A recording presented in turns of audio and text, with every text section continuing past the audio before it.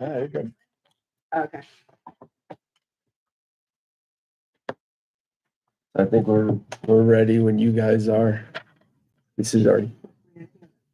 You'll call it to order. Good morning. This is a meeting of the Troy Community Land Bank. We will call to order at this time. It's 9:00, November 4th. I'm gonna take a roll call, right? I'm gonna take a roll call. Bob Conley. Here. Brian Sano. Here. Andrew Cooper. Here. Brian Barker. Here. Susan Spellin. Here. James Mager here. Monica Kuzieski and Seamus Donnelly are absent. It's Suzanne. Just Us three, and then Oh. yes. Also in attendance is Catherine Hedgeman, attorney, Brad Lewis, executive director, Paul Donnelly, project manager, and the Caldwell Banker real estate team.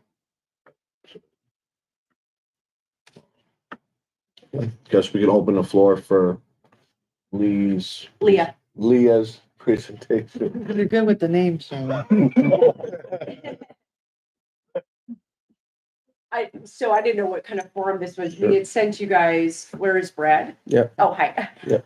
We had sent you, and we have another one just as a follow-up, but information on how we market our properties. Mhm. So we've done Pass it an around. extensive amount of work, well, all over the Capital District, including the Troy market. So I'm Leah Whitco. Ryan Markham.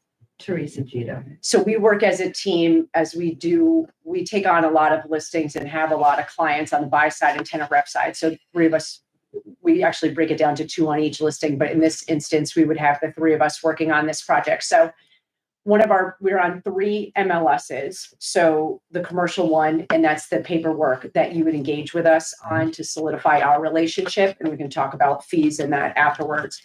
The 3 of us are all on CIREV, that's the commercial MLS.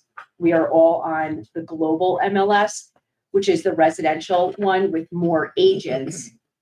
But they have like a commercial provision. We're not allowed to broker businesses on that one.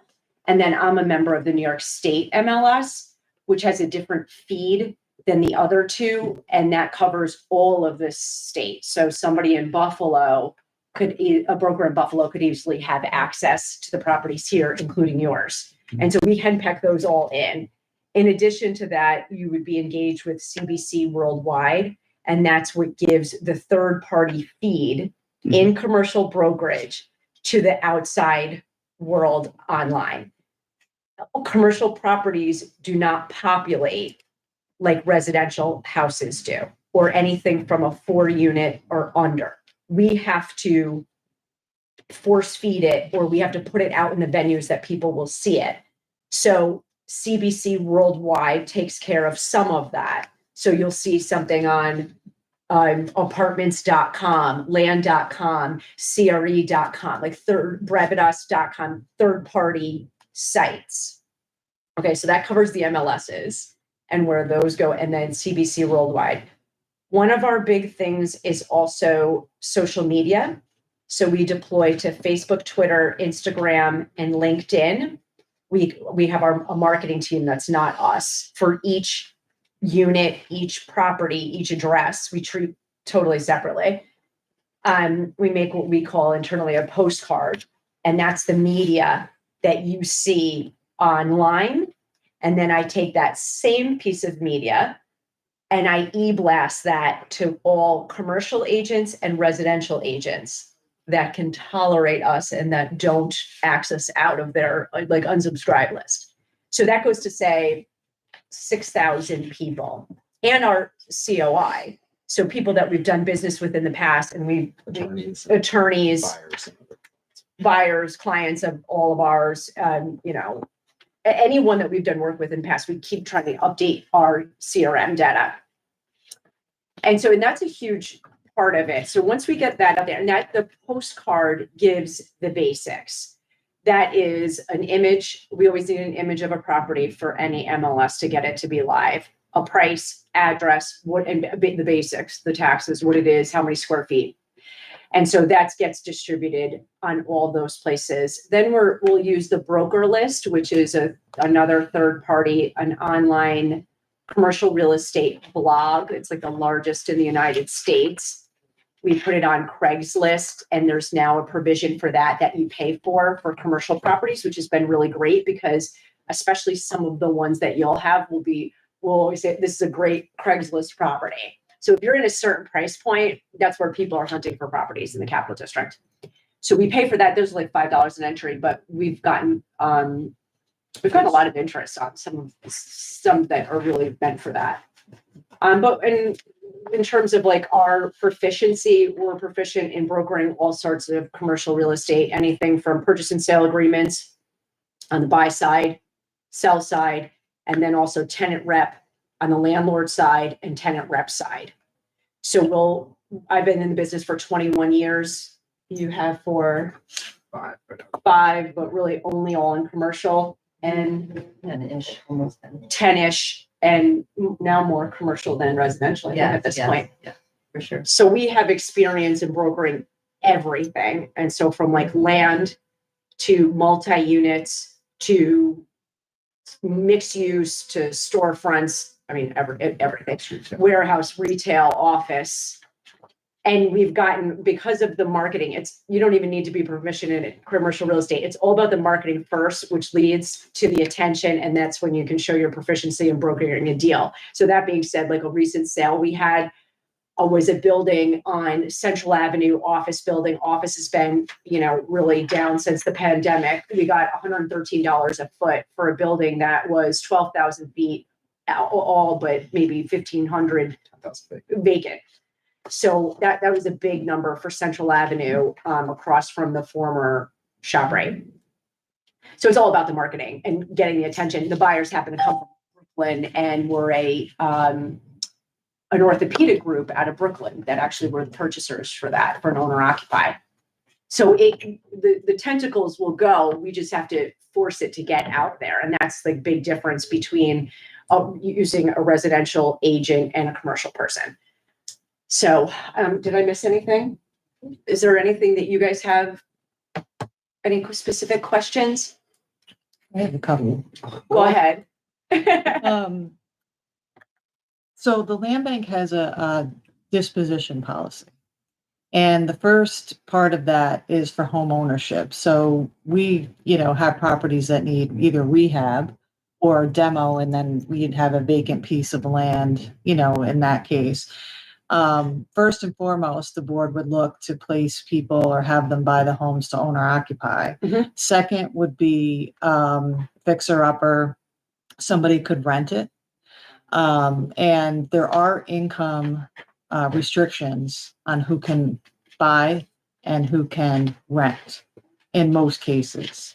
Generally speaking, it's 100% of the AMI. So in Troy, that's almost market anyway. Mm-hmm. So it's not too bad. But I guess I'd just be interested in how you would market those properties given the limitations we have. Are you talking about houses? Yes, home ownership, and then, fixer upper / rent would be the second tier that, we would want to look at.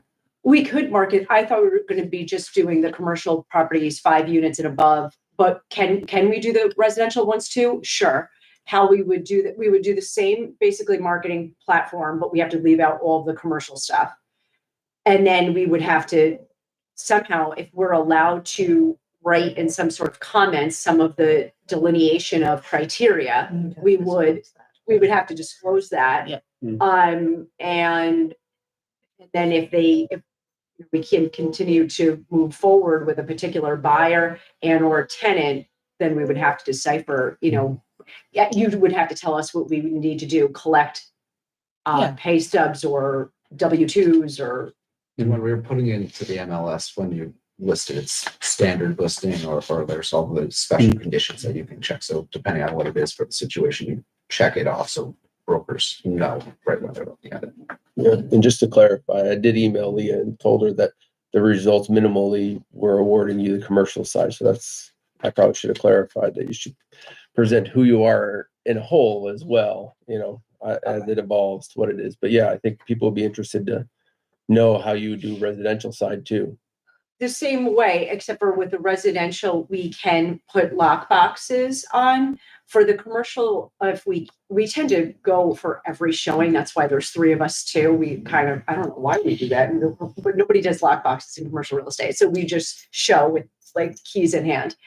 For the residential, we can also obviously have lock boxes, and we would have to, before another agent was going to show, we would have to obviously disclose that. We can sell houses. That just hasn't been my primary focus in years. I have sold homes in New York State, in New Jersey. The last stint I had was Remax Properties of Saddle River. So I've sold a ton of homes too, and these guys have as well. But we are, in the spirit of full disclosure, we are in our commercial office in Cohoes. I do have my other license in the Coldwell Banker in Slingerlands For residential. for residential. And Teresa, you've done residential. Yeah. They both have it. Okay. Yeah. Yeah. We also have a lot of vacant land. I'm not as familiar as I used to be with what we have, but I think part of the role of, and with your particular expertise, if Brad and Paul are looking at specific properties and acquiring them, I think that would be like helpful to what could we do here, that As a kind of, buyer's agent. yeah, that kind of a thing. Would the same stipulations apply to the land? Um, Well, when we're buying, none of those stipulations apply, but when you're talking about selling, but Yeah. I should clarify, like we're executing a contract now to sell a plot of land to Habitat. So in that case, they're gonna spec build some houses and they'll take care of the rest. And I think those sort of situations probably don't need a real estate agent because we have a direct connection with Yeah. Habitat. But if we had a development site, and we wanted to see what was out there in terms of getting the market to create housing for people, then yeah, they possibly could. But if somebody's just buying the site, I think you had mentioned 80% of our housing is aimed for affordable, which means that it's under 100% AMI, area median income, area median income. And that's about 82,000. So the goal is for us to sell to people with that level or lower. And then the goal when we're selling to an investor is that they also keep that. So an investor can make more money, but they have to earmark their rent at AMI. Okay. So that's the stipulation for these sort of things. At least 80% of our properties. Am I saying that right? yeah, and if we, as a land bank, just purchase a property with our own money, there's no income. If there was a commercial site or vacant land or whatever the case may be, that is fair game. Like we can do whatever we want with that. We also have 791 River, which is mixed. It's commercial on the bottom. 2 apartments on top? Two bedrooms up top. Um, That's almost ready to go on immediately, I'd say. Most people would want it on MLS tomorrow, it's the commercial is completely open with a dirt floor ready for somebody to do their rough-ins. And the second and third floor is, a couple things away from being ready to have people move in with the CO. Yeah. And so we had to modify some sprinklers and we have to patch in the drywall where the sprinkler was cut open, but then at that point it's ready to rent out. So. And that's new construction. New construction, yeah. And in an instance like that, we could also do, if we really wanted to be crazy, but we could also do enter it in twice, one for lease, one for purchase and sale, and just as the lease for the bottom, because it'll generate more interest to try to get somebody to either want to be a tenant and then investor comes in, or owner occupy. So you would get covered in multiple ways. Would you guys be doing, would you guys be a landlord? We have the legal authority to, but I don't think many people on the board want to do Yeah, you that. don't want to. Yeah. Oh, okay. Even the landlords on the board don't want to be landlords. I'm sure. I think it's nice to have affordable housing, but with TRIP and Troy Housing involved in our city, Yeah. our local strategy doesn't necessarily need to have that. In some land, the state gives us the authority to do it, but some land banks in maybe a rural area might want to save a property, but can't find a buyer, but it's ready for somebody to move in and they might want to be a landlord. I think that's why that authority is given. But we have quite a few. I mean, I even think Unity House might be doing some renting and stuff like that. So there's quite a few. Just be doing sales. I think so. Yeah. That would make sense. Well, we actually have, well, I'm on the board of the Peter Young Foundation. We look for properties to buy and house tenants and folks in there, and we'll do some rental work to bring it to where they need to be. We also have actually, as you know, have ties to Catholic Charities. So there's a lot of, and we do get a lot of interest in from outside of the area. And I was just thinking this when you were saying building on vacant land. We've gotten interest in from people, from investors all over the United States that will put like veterans in. So we just collect these names. We have to go do a little research in the office for them. But over the years, because we've brokered so much, we've had people come in from all over the place to even, do conversion properties and build ground up, but for either veterans or for subsidized housing in some capacity. That makes great sense. Yeah, and we also have, like, we sold, what were the addresses? I just drove by them on Judd's. I can't remember. What were the addresses of those? No, in Detroit. Tyler Street. Square. Yeah. Well, we called it Tyler Square. 4th Street. 4th Street in Tyler. Mhm. So we've worked with a lot of clients too, that have friends and other somehow colleagues that are like, those units were all subsidized one way or the other. How many units were those? I don't remember. Just 20. 20 or so, 20, Yeah. 20, something like that on 4th and Tyler, that every unit was subsidized. Mhm. So in some capacity. Mhm. So we sold that, I don't even know what the occupancy was at the time, but we got around $80,000 a door. Mhm. And it was not in good condition. There were people in there, but there wasn't in great All condition. those buildings that look alike on Oh, Fourth. yes. Yeah. Okay. And then there's And then on the side, he had purchased, it was like something else, and then he converted to another 6 units on Tyler. And then there was parking in the back. I don't know, you probably know, like the decking, it was all kind of Mhm. crazy, but anyway. That we sold, I don't remember, it was like last year or something like that. But that is a gentleman that will take buildings and convert them, and he has a lot of peers that do the same, and will put subsidized housing in there. We had, it was called Legacy Cities, where we had 2 bundles of properties, and we had originally built them out or bid them out for either rehab or new build. And it didn't wind up coming to fruition, but there was state grants available and subsidy for those. And the developers just never made it over that hurdle. And CPC was going to come in as a lender as well. So, those are the types of things I think going forward Mhm. that the land bank has the ability to harness that subsidy. Mhm. But I think we were missing sort of that like piece, right? Getting the developer that's going to push it across Mhm. the line. So, I don't know. I don't want to speak for Brad because I haven't really talked to him about what he has in mind, but he puts together bundles of property Mhm. and looks for opportunities like that. So that makes a lot of interesting. sense. Yeah. our managed partners and company are developers primarily as well. So looking at projects and doing a BPO or a broker's price bidding and looking at the capacity on a vacant plot of land, we could totally look at as well. Do you guys have in your wheelhouse builders or developers that would build something for home ownership rather than Mhm. a subsidized housing? We do. Absolutely. And we that also big have a land. financial component too, where we'll take ourselves a little bit out of it, and we will have one of our guys in-house, CBC Prime, would do all the underwriting. So when we are marketing something like that, in addition to like postcard, we do a brochure on the back end of financial performance. So an investor knows what they're doing. They know what they're looking at, and they can take it to a bank. But yeah, for stick build, thankfully it's like coming around again. So people will look out for that now. Home ownership, because I think that builds a neighborhood back up, right? You get somebody to get a little equity, Oh, absolutely. generational wealth. Yeah. And then they care for the neighborhood a little bit more than Absolutely. someone who's just here for a short time. You know, Oh, that's where I would like to see it go. oh, absolutely.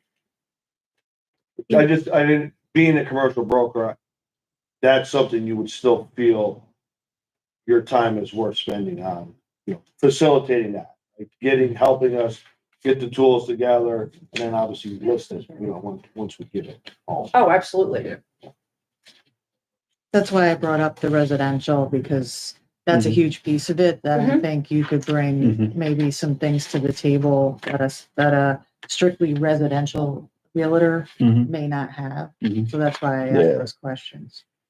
And of course, you came in completely informed that this was a commercial presentation, so most people sitting today are probably like, oh, she's very commercial heavy, but we're a residential organization, but that's only because of I informed you of how the board meeting went last time. Right. No, that's totally fine. Yeah, as I said, we have the cap, it's the same functionality for us, except for for the residential, we have to stick to the 2 MLSs. We have to engage in a boatload of paperwork. It's different, what we need on that end. But the global MLS and the New York State MLS, and then those, if it's a residential lot, residential home, up to a 4-unit, they populate in a different capacity. Mhm. So we entered in that and we do it does its thing. We do the marketing, but we don't need like a financial pro forma on that unless it's something that would be a turnaround, but that's a different capacity. The commercial is a lot heftier on the data entry and the turnaround time because we have to input it in way more. Mhm. Leah, what if we bundled city lots? To essentially build, you know, new construction, townhomes, condos, row houses, what have you, would that fall under residential, commercial? Like, what would the threshold be? We could do that both ways. Like, that's a great, we've done that before, like bundling things up and some of the things that we're talking about, the land and some other, you can do that. And that makes it a heftier presentation and that changes the scope of who the buyer is going to be. So we like doing that a lot. And then, and there's more of a market for it. You'll have somebody, you know, that is a one-off. Okay, but if you have somebody that you can sell 6 to, that would be great. And it amortizes their resources over 6 lots versus 1. Even if the lots, so I was thinking 2, say we were able to bundle 5 or 6 together. Mhm. That's in the purple world, great, right? When you say together, do you mean the Continuous. Oh, they're contiguous to each other. Consecutive addresses. Oh, okay. That's what it did. Mhm. Another example is 6 throughout the neighborhood or 6 throughout the city. Yeah. You can still advertise that on a commercial level. Yes, we do that all the time. And even one that's all together, you could put it in as one. One lot, listing in one the parcel. one in MLS, and then in the global MLS, we could enter them as separate. Yeah, so you could do it a bunch of So you different maximize ways. exposure. Yeah, we've actually sold a bunch of multi-units, like, so the Tyler Square that we were just talking about, those were all kind of like together. But between the 3 of us, we've sold bulk 2 families, 4 families, a 9-unit, Yeah. all different addresses all over A the place. portfolio all over the city. Yes. It's difficult, don't get me wrong. And it's not really on our end or the buyers that it's like, you know, accessing all the units, getting into everything.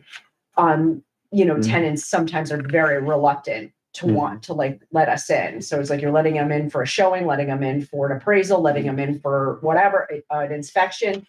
They're like, please. It's always fun. It's always fun, but we make it through. And the last one we did, we got into 38 out of 39 units. Now, I think there was a dresser up against the wall or door on the last one.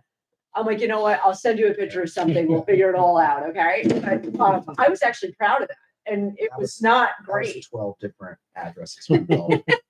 So we got into basically all. And the appraiser was coming in from Westchester. Trying to get into every single. Yeah, I'm like, listen, we're doing this all today, okay? If we leave at 8:00 tonight, that's how this is gonna go down, because we have no more time in this contract for you to come back. So we did it and it was not pretty, but And that's the other thing I was gonna say, the difference, like, the benefit of working with us versus a residential agent as well, like, a lot of residential agents will get a deal and just kind of pass it off to the attorneys and they're hands off.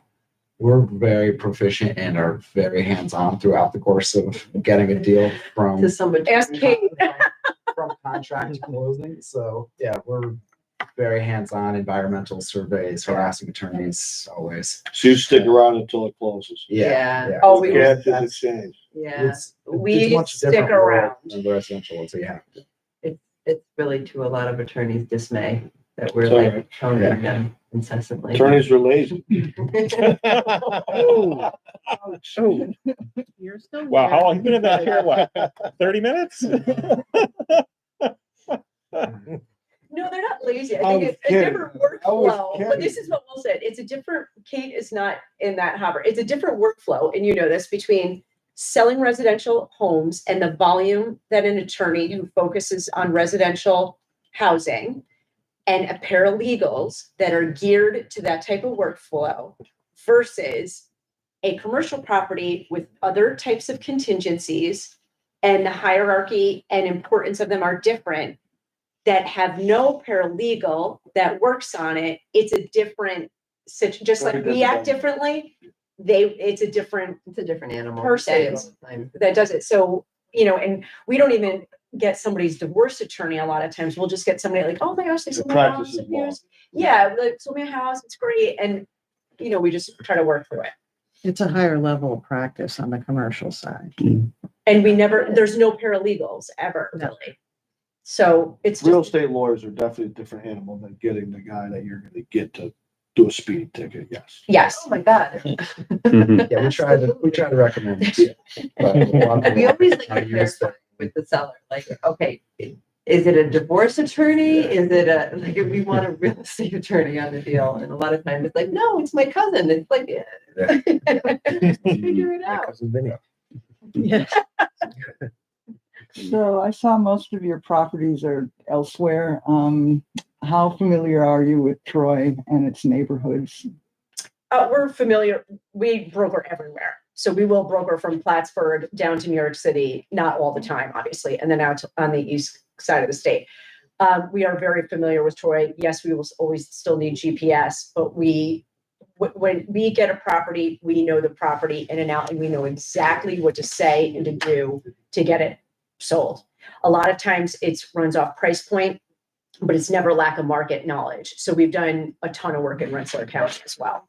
Okay, because most of our properties are in what's considered to be a poor or bad neighborhood. We specialize in that. Census tract. We specialize in that. I'm headed to a closing right after this on Second Street, 254 Second Street.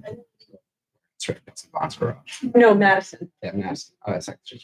Yeah, 254 Madison was a 5,000 square foot block and brick warehouse, just tight to a lot. Adjacent to Bonds Garage, right across. Yeah, we're closing on that today.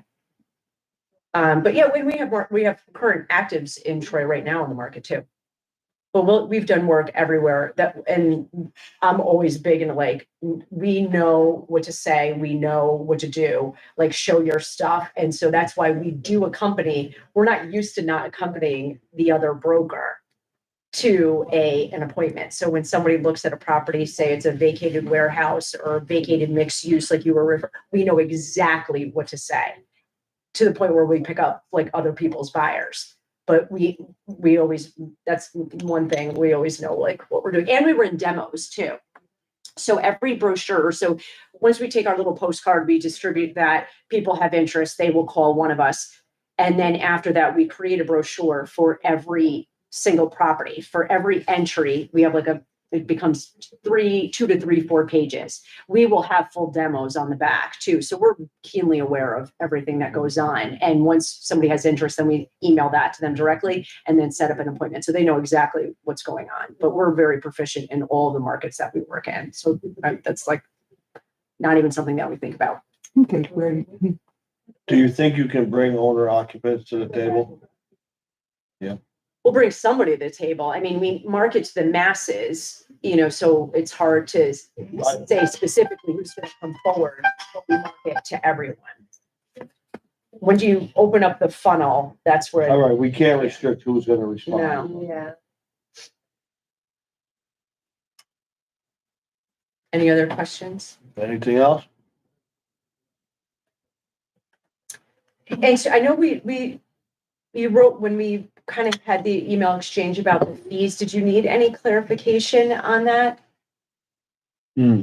For like the fees for purchase and sales? I don't know if the residential, because I think that you said there was like, I feel like you said there was, we had to be in a certain percentage point. Hmm. We do still offer out fees. So the National Association, like all that legislation, what happens with that? Well, Teresa's on the board of CIREP, but and you can probably speak to this better than I, we do offer out co-broks in every instance. We can't disclose Yeah. what the co-broke is any longer.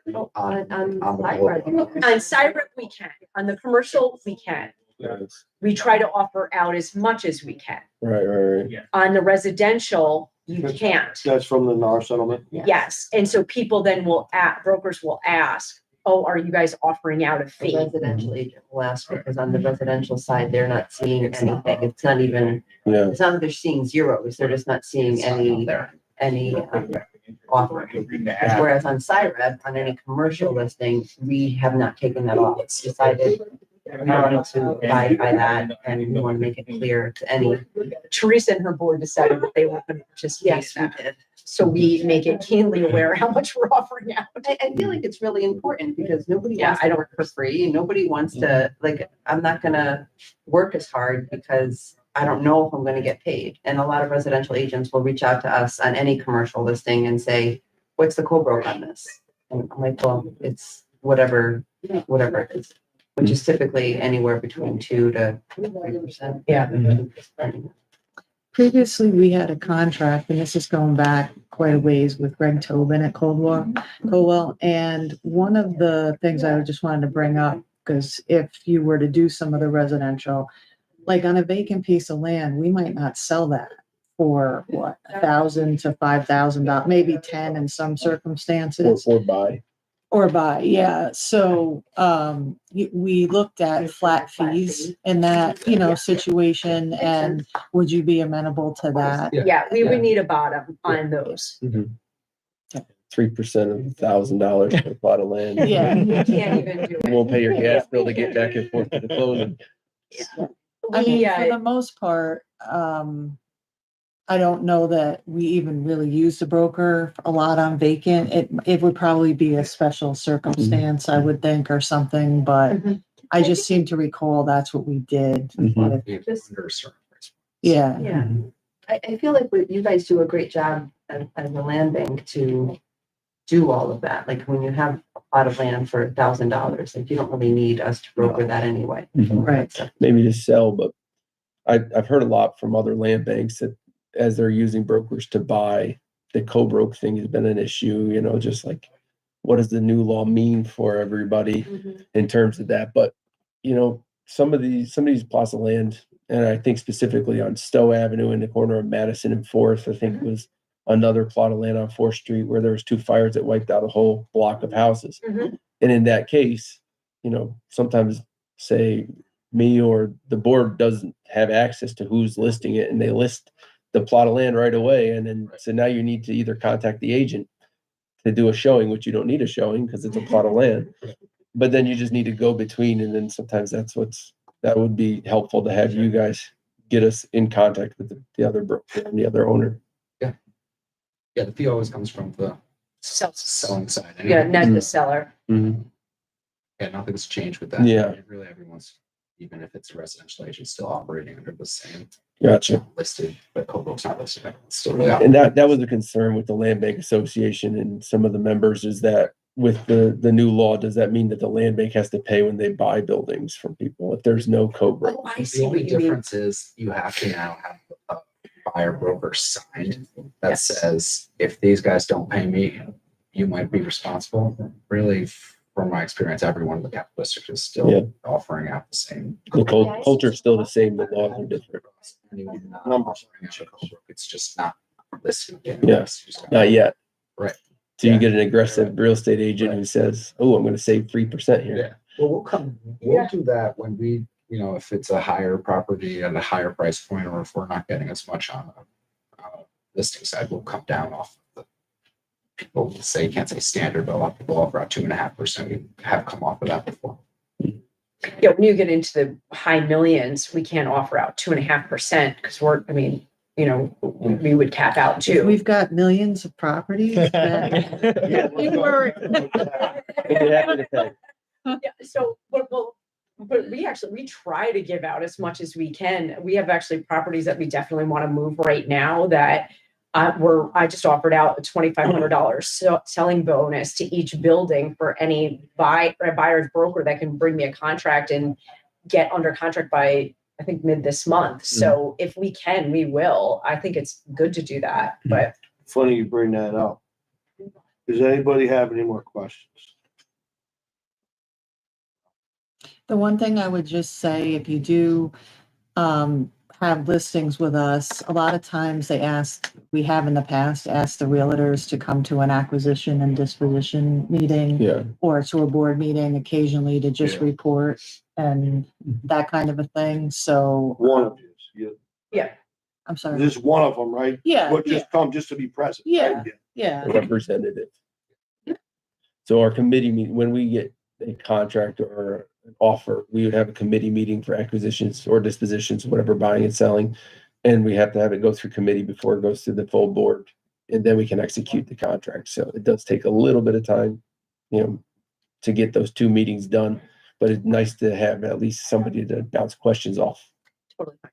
And generally, it's my contract. It's not we have to use public authorities contracts. It's not a typical MLS, Fill in the blanks. residential. Yeah. It's close. It reads almost the same, but we have to have other things in there. The commercial, I think, would be different, and I probably would be okay with the commercial, the CIREP standard plus an attorney approval. I think that would work okay. But the residential is definitely something we have to, and again, we can explain this process a lot more, but when we sell residential, if it's a fixer upper, we usually have to put an enforcement mortgage on there to make sure the property gets built. And once it's rehabbed, we take it off. So there's an application process here, we'll have to go through all that with you, but it's a little bit different than a traditional sales. And we put in the residential, I'll have a broker section, and that's where we'll put who the brokers are and all that. So it's a little different. Just thought I would mention that. I'd like to make, excuse me, I'd like to make a motion to have Leah and her team meet with Brad to come up with a price point for 791. Get that on there as soon as you come up with a price point. Okay. He's got information on where we think we gotta be, but defer to you for your suggestion. To clarify, you're making a motion that Leo sells 791. To get it live this What as soon as possible. To list it. Yeah, to list it. What will happen is we'll get an exclusive listing agreement, correct? So that will have to come back to the board, which is okay. Yep. We can do it next month. Yep. And So we they can can- get going on what you want them to So the ask as to this week is not do. Right. possible. Okay. No, they can do it, but what'll be is their exclusive listing agreement will come to next month's meeting and the board will approve it. Understood. That's all it is. That's all I'm saying. But they can go But they can live. get moving. Okay. We need it executed though now. Yes, Okay. and I'll just put pending board approval Sure, on, that's that's fine. all. That's how we do it. But are we still gonna follow through with the preliminary vote to have those discussions? What do you mean? Just, Yeah, that's up to you guys. yeah, to have. We the still gotta discussions. vote on to let her list it, I think, correct? I think so. Yeah. And then you vote to agree to her. To the listing. So it's 2 votes. Yeah, Yeah, so your motion is a good. So I'll motion. second that motion. Yeah. Thank you. So when you guys, so each property, I'm sorry. Let Did us vote anyone- on it first. Oh, no, I think the general question. My bad. Go ahead. Aye. All in favor? Aye. So I'll get to work on communicating the agreement with you at 791. And then of course, bring the exclusive agreement to the full board to have it executed. So what's the full address, 791? River Street, yeah. River. And so let me just ask you this, for each property, we do a listing agreement for each property. Okay. So At we least do right, need at that least too. today. Yeah, we kind of need that too. Yeah. For the New York State MLS, Mhm. one of their little provisions and quirks, and I get a lot of mileage Mm-hmm. out of it, is they need a scanned, fully executed Mhm. that matches to what I'm talking about online Mm-hmm. in their possession. Yeah, they authorized him to sign it, but I just need to bring Yeah. it here next month, so it's official. Yeah. That's all. And, for the land bank, we can't use any real estate agent who didn't respond to RFP, Okay, the one that obviously brought you to the table today. And then, so of course, as a board, we'd vote on whatever properties, because we might want to list them ourselves. Maybe we know a developer like Habitat that, so it's not obviously not an agreement to do all of our properties, but one by one, but we can't use any other agents except for the ones that responded to the RFP. Yeah. Leah, what got me to, make that motion? The $2,500 bonus we gotta get this off our balance sheets. Okay? Yep. Understood we have to go to another board meeting to make this official. Mhm. Time is of the essence here to get it off the. okay, Yeah, we'll talk. sounds good. Yeah. We've actually done, Teresa, work with Habitat in Glens Falls. But I would actually just look at, we see the building just off street, River Street, isn't it? That was a. But that was Peter Young. Oh, that was the Vista project, wasn't it? Yes. We sold that. 860. 836, 834. I can't remember Yeah. the number. Yeah. We just call out like Yeah, numbers yeah. between the three of us. I don't know. One of them will be right. 1375. I don't even know what The building- municipality you're in at this The point. building next to Habitat, It's Yeah. 820. next to. Eight that was twenty. Vista, right? That we I live sold. across the street. Okay, we sold that. Right, that was. We had a little Yeah, traffic yeah. in there at times. Yeah. So that We're good. it's your meeting, but I think we're good. Yeah, do I have a motion to adjourn the meeting? Makes sense. Yeah. All in favor? Aye. Aye. All right. Thank you. Thank you guys. Thanks, guys. Thank very you. much. We appreciate it. Thank you. Yeah, we'll get you